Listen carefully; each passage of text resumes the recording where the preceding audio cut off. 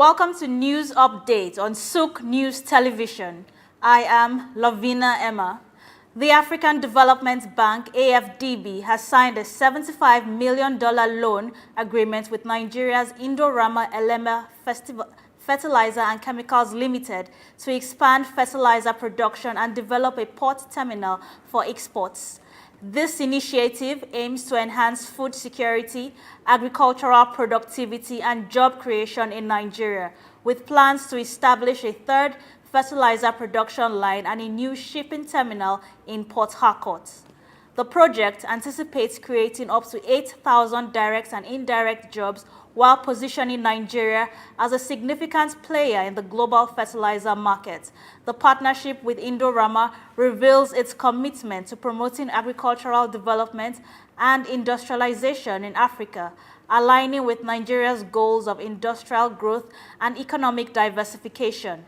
Manish Mundra of Indorama emphasizes the strategic importance of the fertilizer plant in Nigeria's journey towards becoming a major exporter of fertilizer, contributing to economic expansion and competitiveness.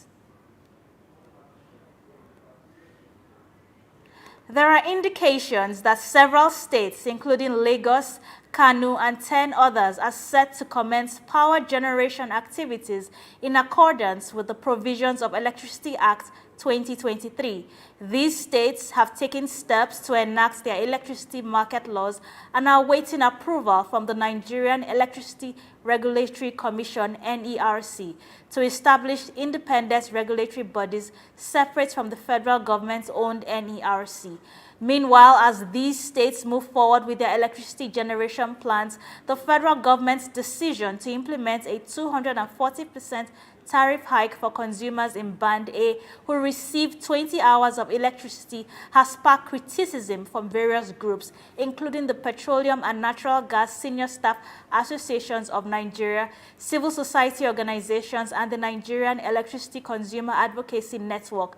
This tariff hike, which is completely withdrawn from the subsidy on electricity for Band A consumers, is expected significantly to impact Nigeria's livelihood, increasing their already challenging circumstances. And moving on to the United Arab Emirates, President His Highness Sheikh Mohammed bin Zayed Al Nahyan has directed the settlement of overdue financial obligations amounting to $42 million for UAE residents, students enrolled in government schools for previous academic years. This initiative reflects the Emirates' core values and its commitment to supporting students while fostering their academic success. The directive encompasses students residing in the UAE and enrolled in the government schools, ensuring the clearance of all outstanding dues up to the 2023-2024 academic year, in collaboration with the Emirates Schools establishment. And moving on to the United States of America, the administration of President Joe Biden has announced a $20 billion in grants to propel clean energy and transportation projects in undeserved communities across the U.S. in line with the Inflation Reduction Act's Greenhouse Gas Reduction Fund. 8 organizations were chosen to manage these funds and establish a national clean financing network to launch projects like home energy upgrades and renewable energy solutions in communities lacking access to green financing. This is expected to reduce climate pollution significantly. Similarly, the project, which aims to distribute the funds by September 2024, also leverages private capital, aiming to attract nearly $7 for every $1 of federal money spent.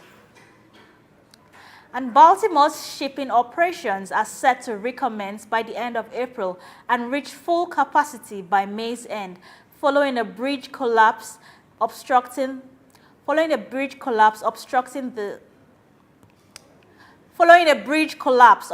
the main shipping channel to the port of Baltimore. The U.S. Army Corps of Engineers is orchestrating a two-phase plan to reopen the port by the end of April. A limited access channel suitable for some cargo ships will be operational, enabling the port to handle a portion of its typical traffic, notably roll-on, roll-off vessels and vehicles and machinery transports. Full functionality is anticipated by May's conclusion, necessitating the removal of debris from the sunken ship and the collapsed bridge, a more intricate process. Retrieving the bodies of the 4 missing workers remains a priority. The Biden administration has initiated funding for cleanup and bridge reconstruction, with further funding expected from Congress. And with that, we call it a wrap on news update on SOUQ News Television. Thank you for watching. I am Lavina Emma.